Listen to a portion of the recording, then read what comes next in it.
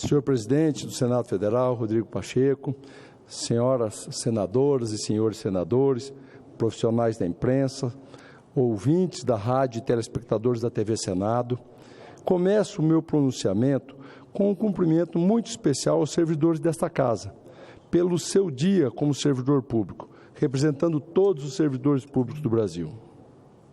Senhor presidente, ao contrário do que muito se propagou, com o bordão "a economia a gente vê depois", esta casa sempre manteve o debate permanente sobre as pautas econômicas. Por mais que não se trata de uma pauta isolada, a política econômica, na ida diária de cada brasileiro ao supermercado, à padaria, ao posto de gasolina, é muito importante na vida de todas as pessoas. Por isso, precisamos nos dedicar com afinco aos sistemas de aprimoramentos da máquina pública eficiente e eficaz. Vamos lá. Imagine você que está em casa, pensando no que vai deixar de comprar no mercado, no que vai deixar de comer para pagar uma conta de água, por exemplo. Mas, ao mesmo tempo, você descobre que um vazamento que está deixando a conta cada vez mais cara. Só que, ao invés de ir lá consertar o vazamento, você deixa de pagar a conta de luz, deixa de comprar um botijão de gás, deixa de, assim, fazer o seu dia a dia eficiente e segue gastando cada vez mais com o caro e o gasto consumo excessivo de água, se endividando, ficando sem recurso para as outras contas. Especialmente nos últimos dias, ficou claro para toda a população que o debate sobre o futuro do teto de gastos acarreta na vida de cada um de nós.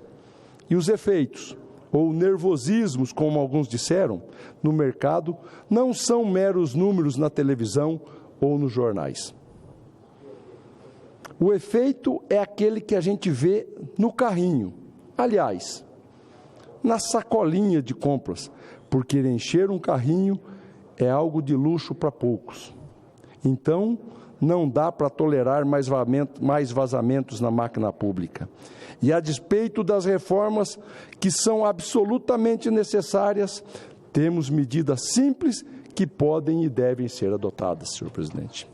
Hoje mesmo, debatemos e votamos um belo projeto de autoria do meu colega de bancada de Mato Grosso, o nobre senador Jaime Campos, que trata de um sistema de controle de estoque para que a saúde pública não seja mais envolta em escândalos e perdas de medicamentos. Quero aqui fazer um parênteses e parabenizar o senador Jaime Campos pela iniciativa do projeto e o relator, que muita eficiência relatou o projeto, o senador Marcos Rogério. E o mesmo sistema de controle também precisamos ter na questão fiscal. Vejam só o que aconteceu na última terça-feira, por exemplo. A Operação R, que se apura a venda de pneus sem nota fiscal ou nota fiscal fria para esquentar a venda, foi deflagrada pelo Ministério Público de Goiás, que cumpriu mandatos contra um grupo suspeito de desviar mais de 71 milhões de reais em fraudes de vendas e até em licitações, em 199 municípios goianos e também no estado de Mato Grosso, Tocantins e na Bahia. Esse valor é estimado relacionado apenas a uma única empresa, e estamos falando de 71 milhões de reais. Do dinheiro dos municípios, onde as pessoas carecem de recursos até para as obras mais básicas. Mas já está de conhecimento, conforme foi me trazido pela Associação Brasileira de Revendedores de Pneus e também pela Associação de Reformadores de Pneus, juntamente com outras entidades do setor, o que vem ocorrendo a partir da venda direta de pneus. Porque a venda direta por parte dos fabricantes, desde que somente para o consumo, não tem nada de errado. Mas transportadores comprando mais pneus do que tem necessidade de consumo, eu chamo a atenção dos senhores. Por que essa compra vem ocorrendo? Muito além do que o transportador consome. Então, eu pergunto, aonde vai parar esse excedente? As vendas diretas do setor respondem por 60% do que representa o mercado de quase 5 bilhões de reais por ano. Neste patamar, a evasão fiscal de tributos federais, estaduais e municipais, sem a devida fiscalização, é estimada de uma perda de quase 1 bilhão de reais no tocante ao ICMS, sem contar o PIS, COFINS e o imposto de renda. Isso, senhor presidente, sem falar no impacto direto que essa prática transversal, sem emissão de nota fiscal por empresas que não são habilitadas a comercializar, também impacta negativamente na cadeia de geração de empregos. Na semana passada, a Secretaria de Fazenda do Espírito Santo apreendeu cerca de R$40 mil referentes a apenas 23 pneus vendidos sem notas fiscais. Vejam bem como é o tamanho do vazamento que podemos estar diante de nós.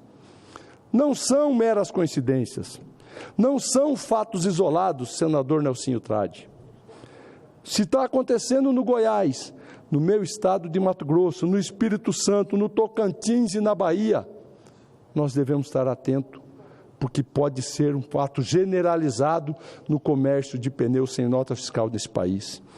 Diante das informações que me aportaram por meio da Abrapneus e da ABR, ainda no mês de agosto comuniquei os possíveis indícios de sonegação e evasão fiscal ao ministro da Economia, Paulo Guedes, para que fossem tomadas as medidas necessárias. Já estamos caminhando para 3 meses que encaminhei esse ofício ao ministro e mais tempo desde que a situação tem sido apresentada, não apenas aos órgãos federais, mas também ao CONFAS pelas associações. Então, trago esse assunto aqui para chamar a atenção dos senhores senadores e senhoras senadores, da relação para a qual a questão fiscal e chamar também a atenção e a responsabilidade dos governos, seja federais, estaduais e municipais, que devem ter com a questão tributária. Ainda chamar a atenção das indústrias fabricantes de pneus, que ao fazer vista grossa, podem até ser coniventes com esse eminente escândalo, o que é ainda mais grave e pode estar acontecendo. Temos sinais de vazamento enormes nessa área e chamar também a atenção das empresas, que o CNPJ, assim como o CPF de cada um, também tem que ser responsável pela situação econômica do país. E como eu disse no começo, prejuízo na economia brasileira não é um prejuízo abstrato, é um prejuízo que cada cidadão e cada cidadã brasileira sente diretamente no seu bolso.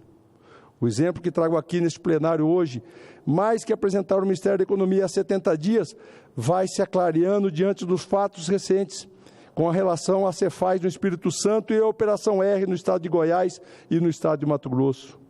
O Brasil está entrando no cheque especial. E para pagar a conta da fome, mas que segue caro por não consertar os vazamentos que aparecem. Amanhã vamos pagar o juro do cheque especial e a conta alta deste vazamento e as contas vão se acumulando. E quem vai aguentar tudo isso? Porque os brasileiros não aguentam mais.